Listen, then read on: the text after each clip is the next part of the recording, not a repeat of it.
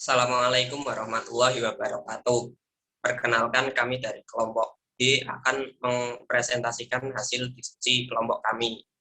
Untuk anggota kelompok D, yang pertama ada saya sendiri dengan NIM 8007, lalu ada Elvi Yanita dengan NIM 8023, ada Fatimah NIM 8029, Lilik Nur Rahmawati dengan NIM 8047. Next. Yang pertama yaitu pengujian. Pengujian adalah suatu alat atau usaha sistematik yang digunakan untuk mengukur dan menilai perubahan suatu aspek. Tes yang telah disusun perlu diuji coba terlebih dahulu kepada peserta lain sebelum diujikan kepada peserta yang sebenarnya. Soal yang diambil adalah soal yang valid, tingkat kesukaran sedang, dan memiliki daya beda baik atau baik sekali. Soal yang tidak memenuhi tidak dipakai. Next. Yang pertama yaitu jenis-jenis pengujian, ada validitas, reliabilitas, tingkat kesukaran, dan daya pembeda. Yang pertama yaitu validitas.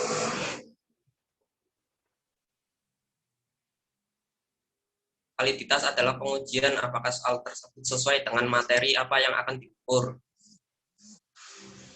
Lalu, arti dari validitas adalah kesesuaian antara alat ukur dengan fungsi pengukuran dan sasaran pengukuran. Selanjutnya yaitu validitas. Validitas ada dua, yaitu validitas rasional dan validitas empiris. Dapat dilihat pada slide. Next. Kemudian reliabilitas. Reliabilitas adalah tes yang mengukur suatu alat ukur yang digunakan untuk mengetahui konsistensi pengukuran tes yang hasilnya menunjukkan keakuratan dan kebenaran. Apakah tes tersebut konsisten?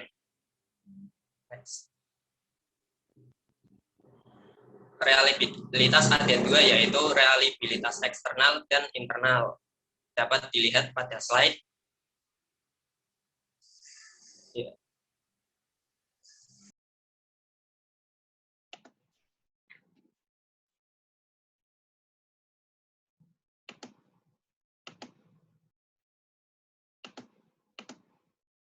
Selanjutnya adalah pengukuran.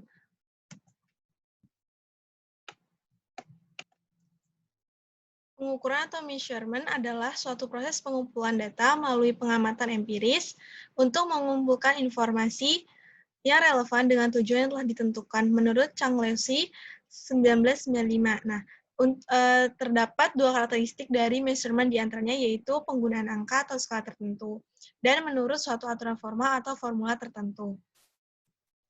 Sehingga dapat dikatakan bahwa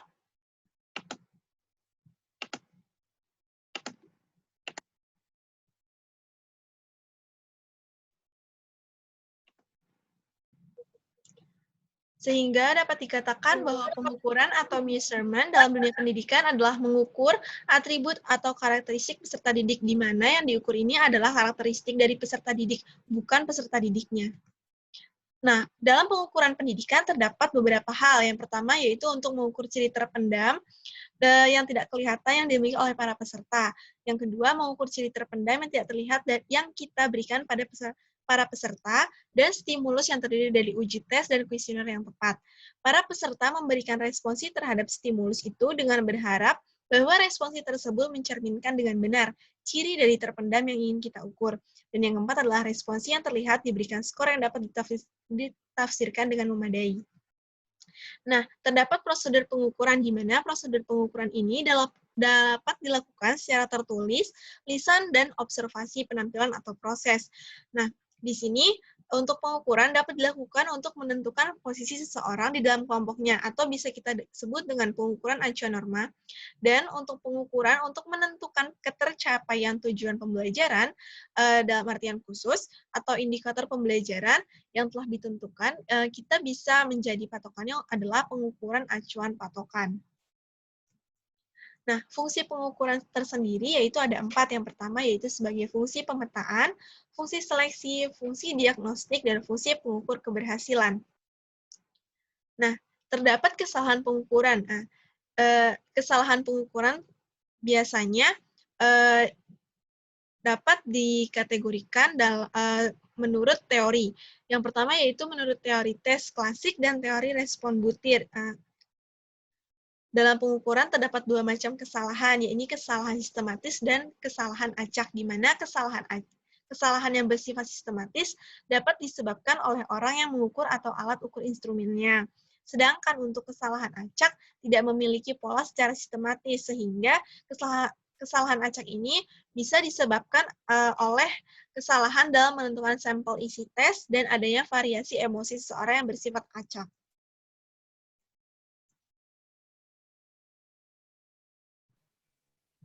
Kemudian yang ketiga itu ada penilaian.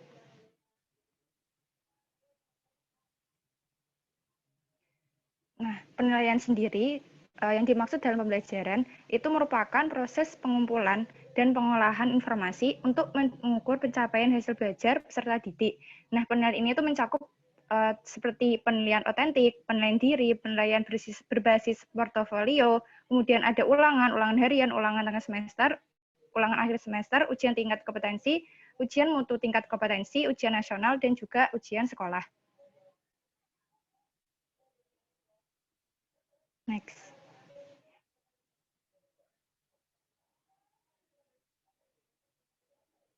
Kemudian, penilaian sendiri itu adalah suatu proses untuk mengetahui keberhasilan suatu program kegiatan yang sesuai dengan tujuan atau kriteria yang telah ditetapkan oleh kurikulumnya. Penelitian ini dilakukan untuk penilaian dapat tercapai dengan tepat apabila tersedia data yang sesuai dengan siswanya. Next.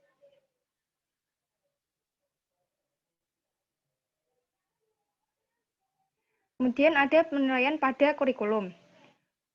Pelaksanaan penilaian pada kurikulum 2013 secara eksplisit itu meminta agar guru-guru atau pendidik di sekolah seimbang dalam melakukan penilaian di 3 ranah, yaitu ada ranah kognitif atau pengetahuan, afektif atau sikap, dan psikomotorik atau keterampilan. Penilaian hasil belajar pada kurikulum 2013 itu ada beberapa tahapan, yaitu yang pertama mengkaji silabus sebagai acuan perencanaan penilaian. Kemudian ada pembuatan kisi-kisi instrumen dan penetapan kriteria penilaian. Kemudian ada pelaksanaan penilaian dalam proses pembelajaran. Kemudian ada menganalisis hasil penilaian. Kemudian ada tindak lanjut atas analisis penilaian. Kemudian ada menyusun laporan. Dan terakhir ada menulis deskripsi dari baik dari kompetensi kognitif, afektif, maupun psikomotoriknya. Next. Nah, penilaian itu merupakan suatu proses yang dilakukan melalui langkah-langkah perencanaan, penyusunan alat penilaian, pengumpulan informasi melalui sejumlah bukti, kemudian pengolahan dan juga penggunaan informasi. Nah, penilaian dalam hal ini penilaian berbasis kelas itu ada beberapa unsur. Yang pertama ada unsur penilaian prestasi belajar, kemudian ada unsur penilaian kinerja, kemudian ada penilaian alternatif, dan kemudian ada penilaian autentik, dan juga ada penilaian portofolio. Next.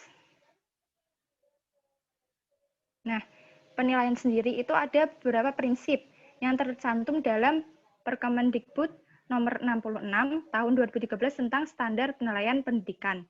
Yaitu yang pertama ada prinsip objektif, kemudian ada terpadu, ekonomis, transparan, akuntabel, dan juga edukatif. Kemudian ada jenis-jenis penilaian. Yang pertama itu penilaian formatif.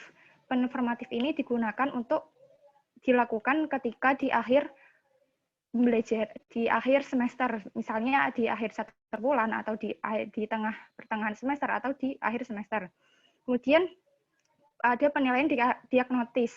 Penilaian ini dilakukan untuk mengetahui kelemahan-kelemahan dari siswa yang digunakan agar guru melakukan remedi atau memberikan bimbingan kepada siswa yang mengalami kesulitan dalam belajar. Kemudian ada penilaian selektif digunakan untuk siswa yang akan melakukan ujian masuk ke salah satu lembaga pendidikan yang atas. Kemudian Yang terakhir ada penilaian penempatan.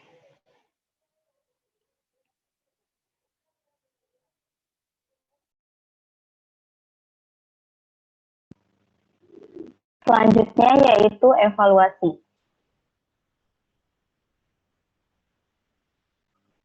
Evaluasi adalah suatu alat atau prosedur yang digunakan untuk mengetahui dan mengukur sesuatu dalam suasana dengan cara dan aturan-aturan yang sudah ditentukan. Selanjutnya, evaluasi dalam arti luas mengandung pengertian sebagai suatu proses merencanakan, memperoleh, dan menyediakan informasi yang sangat diperlukan untuk membuat alternatif keputusan. Selanjutnya, setelah Tyler mengemukakan model black box pada tahun 1949, belum terlihat ada model lain yang muncul ke permukaan. Sekitar tahun 1960-an, studi evaluasi mulai berdiri sendiri menjadi salah satu program studi di perguruan tinggi. Berkembangnya evaluasi pada tahun 70-an diawali dengan adanya pandangan alternatif dari para ahli. Selanjutnya, dalam bidang pendidikan, evaluasi merupakan penilaian mengenai hal-hal yang berkaitan dengan kegiatan pendidikan, di mana evaluasi program pendidikan merupakan studi yang sistematis dan didesain, dilaksanakan, serta dilaporkan untuk membantu dalam memutuskan atau meningkatkan manfaat program-program pendidikan. Dalam evaluasi program pendidikan, analisis data dapat dilakukan melalui tahapan sebagai berikut. 1. Tabulasi data. 2. Pengolahan data. 3. Pengolahan data dengan komputer. Selanjutnya, evaluasi dalam hubungannya dengan kegiatan pengajaran adalah suatu proses yang sistematis untuk menentukan atau membuat keputusan sampai sejauh mana tujuan-tujuan pengajaran telah dicapai oleh siswa. Ada 3 aspek dalam evaluasi pengajaran, yaitu kegiatan evaluasi, diperlukannya data yang menyangkut objek yang sedang dievaluasi, serta tidak dapat dilepas dari tujuan pengajaran yang hendak dicapai.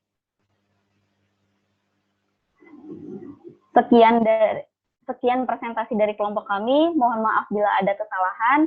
Wassalamualaikum warahmatullahi wabarakatuh.